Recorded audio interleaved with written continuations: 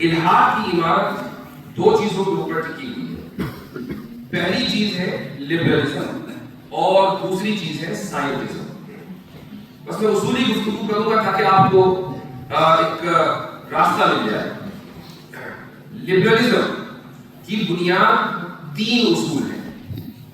اس میں پہلا اصول ہے اصول مساوات، دوسرا اصول ہے اصول ضرر یا اصول مسرت، اور تیسرا اصول ہے پروگریسوزم. یہ 3 اصول لبرلزم کی بنیاد ہے.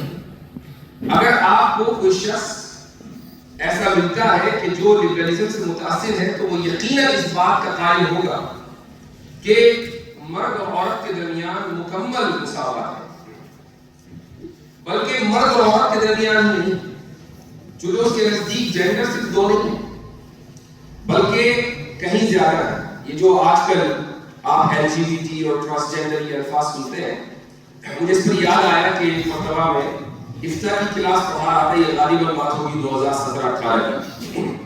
تو جینڈر کا مسئلہ ڈسکس ہونے لگا تو میں نے طلبہ سے کہا کہ بھائی ذرا چیک کرو کہ جینڈر کی تعداد کہاں تک پہنچی ہے.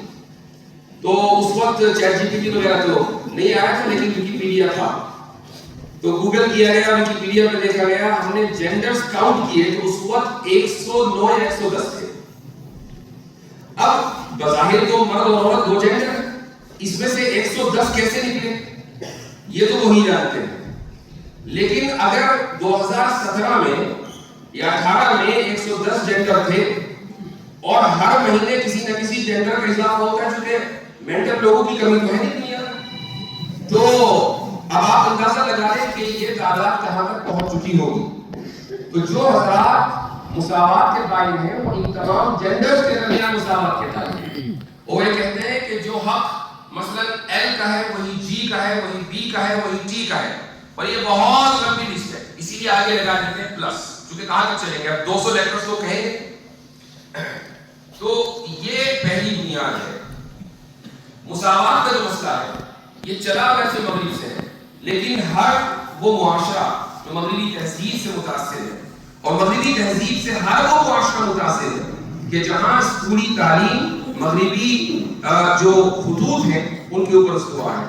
یہاں تک کہ اگر کوئی ایسا اسکول ہے جو مکہ میں بھی ہے تو وہ شخص چاہے مکہ میں الہام میں 5 نمازیں جماعت کے ساتھ ادا کرتا ہو، اگر اس کے ذہن میں یہ بات ہے کہ تمام جینڈرز کے درمیان مساوات ہونی چاہیے تو وہ شخص لبرل ہے.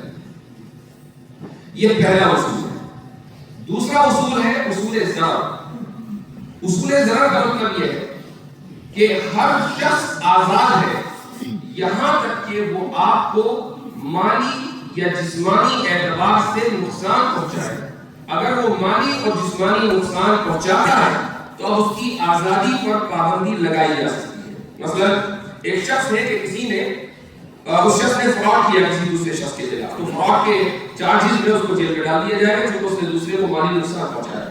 ایک نے کسی دوسرے کو مار دیا، قتل کر دیا، یا کوئی ایسا جرم کر دیا کہ جس سے سامنے والے کی صحت متاثر ہوئی، تو یہ شخص جو کہ جسمانی نقصان پہنچانے والا ہے تو اس کو بھی جیل میں ڈالا جائے گا. تو اس کی جو آزادی ہے اس پر پابندی لگے گی اگر وہ مالی یا جسمانی نقصان پہنچاتا ہے. لیکن اگر نقصان مالی نہ ہو، جسمانی نہ ہو، تو ایسے شخص کی آزادی کے اوپر پابندی نہیں لگائی جائے گی. اس اصول کی بنیاد پر دنیا بھر میں قوانین بنتے ہیں. مثلا اسلام میں، اسلامی شریعت میں قانون ہے ارتداد کے مطابق کہ اگر اسلامی حکومت ہے اور وہاں کوئی شخص مرتد ہو جاتا ہے تو اس کی سزا ہے، یہ فقہی مسئلہ ہے. اب آپ اگر سیکولر سوسائٹی میں جائیں تو یہ کہیں کہ یہ آزادی اظہار رائے ہے. اگر کوئی شخص اپنا مذہب تبدیل کرتا ہے تو اس نے آپ کو کون سا مالی نقصان پہنچایا ہے، اس نے آپ کو کون سا جانی نقصان پہنچایا ہے، یہ اس کی آزادی کا مسئلہ ہے. آپ اس کی آزادی کو لمٹ نہیں کر سکتے. آپ دیکھتے ہوں گے کہ مغربی ممالک میں ایسا بہت ہوا گزشتہ 20-25 سالوں میں کہ کبھی قرآن کریم کا نسخہ جلا دیا گیا، کبھی آپ صلی اللہ علیہ وسلم کی شان میں گستاخی کر دی گئی. مجھے یاد ہے کہ 2008 میں امریکہ کے سابق صدر براک اوباما نے قاہرہ یونیورسٹی میں ایک تاریخی تقریر کی تھی، اور اس میں صدر نے اپنے ملک کے قوانین کا دفاع کیا تھا، چونکہ اس زمانے میں مسلم امت میں یہ چیز بہت ہی اس کا احساس بڑھتا چلا جا رہا تھا کہ بھئی ان ممالک میں آپ صلی اللہ علیہ وسلم کی شان میں گستاخی کیوں ہوتی.